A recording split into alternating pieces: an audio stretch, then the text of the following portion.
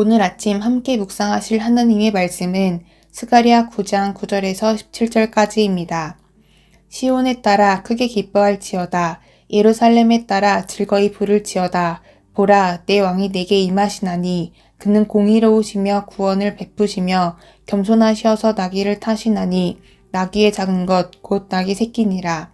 내가 에브라임의 병거와 예루살렘의 말을 끊겠고 전쟁하는 활도 끊으리니 그가 이방 사람에게 화평을 전할 것이요 그의 통치는 바다에서 바다까지 이르고 유브라데 강에서 땅끝까지 이르리라.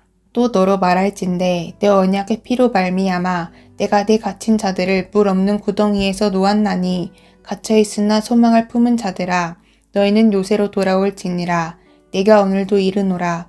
내가 내게 갑절이나 갚을 것이라. 내가 유다를 당긴 활로 삼고 에브라임을 끼운 화살로 삼았으니 시온아 내가 내 자식들을 일으켜 헬라 자식들을 치게 하며 너를 용사의 칼과 같게 하리라. 여호와께서 그들 위에 나타나서 그들의 화살을 번개같이 쏘아내실 것이며 주 여호와께서 나팔을 불게 하시며 남방 회오리 바람을 타고 가실 것이라.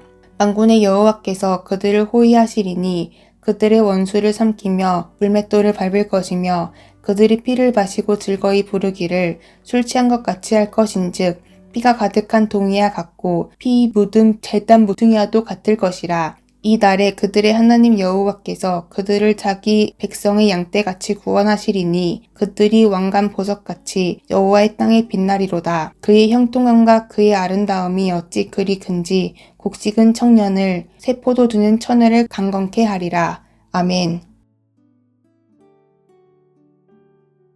오늘도 재림의 주님을 소망하며 하나님의 자녀로서의 신실한 삶을 살아가는 모든 성도님들 되길 진심으로 기도합니다. 오늘 본문 9장 9절은 약속의 메시아로 이 땅에 오신 예수님이 십자가 대속을 이루시기 위해 예루살렘 입성을 예언한 말씀입니다. 예수님은 이 예언이 자기에게 이루어져야 할 줄을 아셨기에 제자들이 가져온 나귀를 타시고 예루살렘에 입성하심으로 자신의 메시아 되심을 상징적으로 선언하셨습니다. 마태복음 21장 4절 5절 이는 선지자를 통하여 하신 말씀을 이루려 하심이라 일렀으되 시온 딸에게 이르기를 내 왕이 내게 임하나니 그는 겸손하여 나귀 곧 멍에 매는 짐승의 새끼를 탔도다 하라 하였느니라. 언약에 신실하신 만군의 여호와 하나님은 언약 백성들을 통하여 하나님의 때에 하나님의 언약을 이루어 가십니다. 초림의 메시아에 대한 언약은 오늘 본문뿐만 아니라 구약 성경 수많은 곳에서 분명하게 약속되었습니다.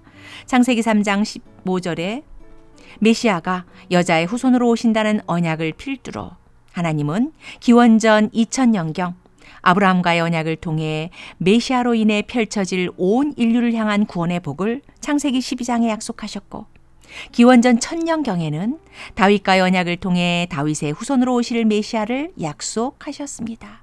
그리고 이사야 53장에서는 메시아임에도 불구하고 죄로 인해 죽어 마땅한 우리를 살리시기 위해 십자가에서 멸시와 천대 고난받으시고 죽음으로 나아가실 구원자 예수에 대한 약속도 주셨습니다.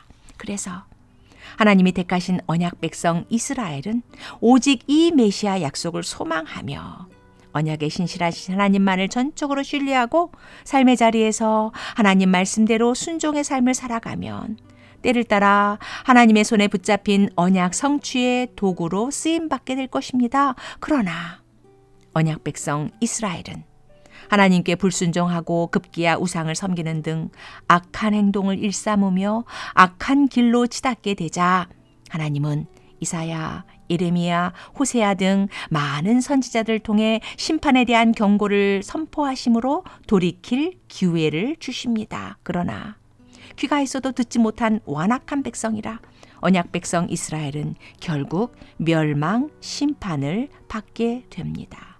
그러나 언약에 신실하신 하나님은 포로전 선지자들을 통해 포로라는 심판이 끝나면 하나님이 열국을 심판하시고 시온이 회복되고 새 언약이 체결되면서 새로운 창조 질서가 세워질 것이라 예언하셨습니다. 뿐만 아니라 언약에 신실하신 하나님은 심판받고 이방 땅의 포로로 끌려가 비참한 생활을 하고 있는 백성들을 결코 포기하지 않으시고 다니엘, 에스겔 등 포로기 선지자들을 통해 회복과 구원에 대한 약속을 주십니다.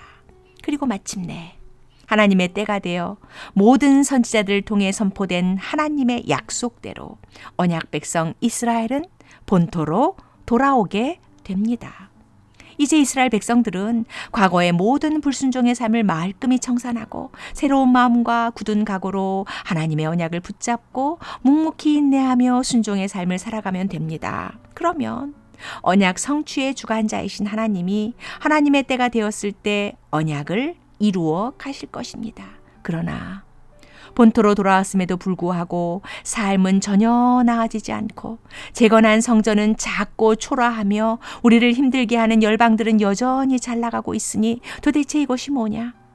하나님의 공의에 의문을 갖고 백성들은 포로기와 같은 정황을 그대로 이어갑니다. 그래서 언약의 신실하신 하나님은 지금 스가랴 선지자를 통해 돌아오라 돌아오라 외치시면서 8개의 환상으로 가까운 미래에 이루어질 회복과 구원에 대한 예언을 선포하십니다. 그리고 9장부터 14장에서는 먼 미래에 성취될 회복과 구원, 마지막 때에 이루어질 하나님의 나라와 하나님의 우주적 통치를 함께 그려가면서 종말론적인 예언 약속을 선포하고 계시는 것입니다.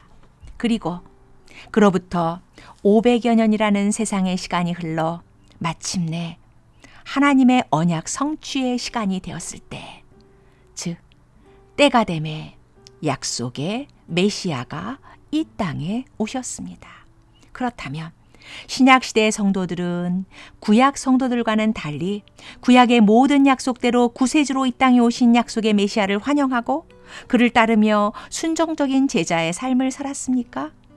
구약에 능통했던 바리새인이나 서기관들은 수많은 메시아 예언에 대한 말씀을 읽고 또 읽고 무수히 읽었겠지만 메시아 도래가 이런 방식으로 성취될 줄은 꿈에도 생각지 못했습니다. 자기들이 해석한 바로는 예수 같은 자가 결코 메시아일 수 없다고 판단했습니다. 예수님이 세우고자 하는 하나님 나라와 자신들이 상상하는 하나님 나라가 달라도 너무 달랐기에, 아니 완전 틀렸기에 그들은 볼품없는 나사렛 청년이 나귀 타고 입성하면서 메시아 왕 행세하는 것을 더 이상 보고 있을 수 없었기에 그 주관이 다하기도 전에 예수님을 십자가 죽음으로 내몹니다. 그러나 단 3일 만에 모든 것이 반전되었습니다. 성경의 약속대로 십자가에 죽으신 예수님이 성경의 약속대로 3일 만에 부활하신 엄청난 사건으로 인해 메시아가 다스리는 나라는 이 땅의 이스라엘이 아닌 하늘의 이스라엘, 곧 하나님 나라임을 만천하에 드러내셨습니다. 그리고 그 후 2000년이라는 시간이 또 흘렀습니다. 그리고 우리는 전적인 하나님의 은혜로 약속의 메시아로 오셔서 십자가에 죽으시고 부활하신 예수님을 믿음으로 영접하고 하나님의 통치를 받는 하나님 나라의 백성이 되는 놀랍고 엄청난 특권을 누리게 되었습니다. 그리고 이제 하나님의 자녀가 된 우리는 남은 한 가지 약속, 다시 오마 약속하신 재림의 주님을 소망하며 지금의 이 시대를 살아가고 있습니다. 오늘 본문 10절입니다. 내가 에브라임의 병고와 예루살렘의 말을 끊겠고 전쟁하는 활도 끊으리니 그가 이방 사람에게 화평을 전할 것이요 그의 통치는 바다에서 바다까지 이르고 유브라데 강에서 땅 끝까지 이르리라. 그렇다면 재림의 언약을 믿고 살아가는 지금 우리의 모습은 어떠합니까? 초림의 메시아에 대한 분명한 언약이 있었음에도 불구하고 하나님을 떠나 멸망 심판을 받을 수밖에 없었던 구약 이스라엘 백성들과 다른 점이 있습니까? 언약대로 약속의 메시아가 왔지만 자신들이 기대했던 메시아가 아니기에 결국 죽음으로 내몬 신약시대의 성도들과 비교할 때 우리는 무엇이 다릅니까? 구약 백성들처럼, 그리고 신약시대의 바리새인과 서기관들처럼 자기 생각에 갇혀서 자기가 만든 하나님을 섬기며 자기 상상대로 하나님의 언약과는 동떨어진 종교 생활을 하면서도 나 정도면 잘하고 있다고, 전혀 문제될 게 없다고 자부하고 있지는 않습니까? 성경의 약속대로 이 땅에 초림의 메시아가 오셨고 예수 그리스도는 성경의 약속대로 죽으시고 성경의 약속대로 사흘 만에 부활하셨습니다. 그리고 이제 남은 한 가지 약속, 다시 오실 주님에 대한 약속을 우리는 분명히 믿습니다. 이 남은 언약이 완전히 이루어질 재림의 때까지 우리 그리스도인들은 불갑을 종말론적 긴장 속에서 살아가야 합니다.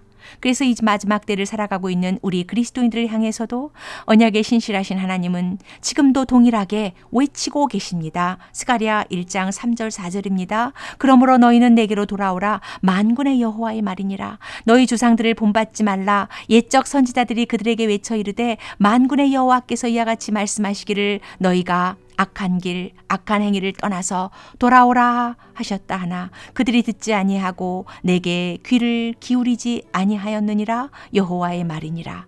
그리고 언약에 신실하신 하나님은 지금 또 원하고 계십니다. 스가랴 8장 16절 17절입니다. 너희가 행할 일은 이러하니라. 너희는 이웃과 더불어 진리를 말하며 너희 성물에서 진실하고 화평한 재판을 베풀고 마음에 서로 해하기를 도모하지 말며 거짓 맹세를 좋아하지 말라.